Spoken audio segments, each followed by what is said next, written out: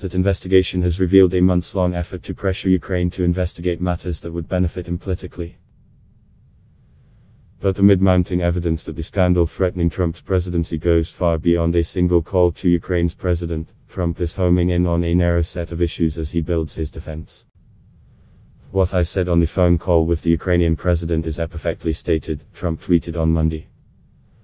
"There is no reason to call witnesses to analyze my words and meaning. This is just another Democrat hoax that I have had to live with from the day I got elected and before. Disgraceful." Later that morning he tweeted, "Read the transcript." The tweets followed a weekend during which Trump repeatedly falsely accused the whistleblower of mischaracterizing his call with Zelensky, said he would like the whistleblower's identity to be outed, and suggested that his phone call with Zelensky was the core reason why Democrats are marching toward impeachment. "I think the whistleblower gave a lot of false information, and you have to see who the whistleblower is." Once I released the transcript, which was almost immediately, the whistleblower's report was very wrong because, as you know, the whistleblower covered mostly my transcript, my call with the president of Ukraine, Trump said Monday. Testimony recent weeks background on former Trump administration officials has corroborated the whistleblower's allegations and made clear that there was a broad effort by Trump's personal attorney Rudy Giuliani and US officials before and after the call to pressure Ukraine into investigating former Vice President Joe Biden and a conspiracy theory related to a hacked Democratic National Committee server. Several current and former officials have testified that a White House meeting between Trump and Zelensky and frozen US security aid to Ukraine were contingent on Ukraine publicly announcing those investigations. While Trump asked Zelensky for a favor, investigating matters related to the 2016 election as well as Biden's push for the ouster of a Ukrainian prosecutor, during the phone call, testimony by Trump administration officials has pointed to the existence of a far more explicit quid pro quo carried out by Trump's emissaries.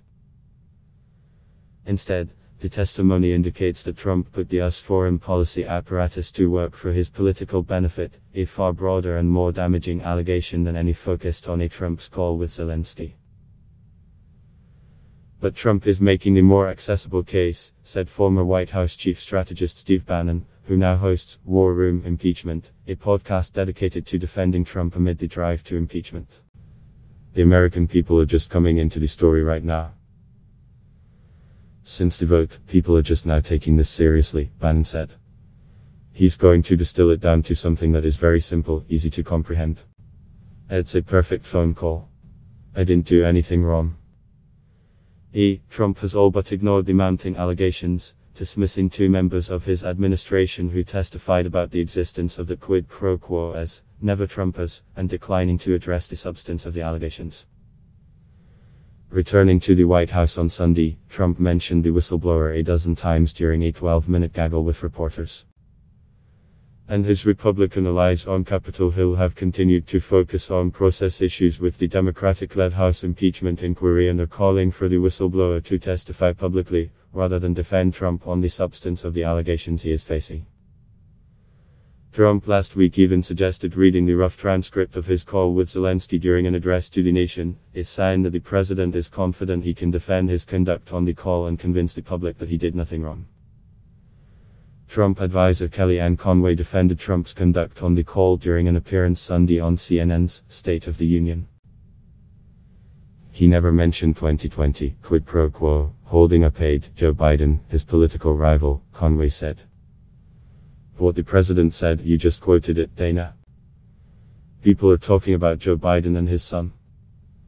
"You're darn right they were." As questions turned to the existence of a quid pro quo involving US security aid, Conway dodged and refused to answer whether a quid pro quo had taken place. "No quid pro quo in this call in terms of the president."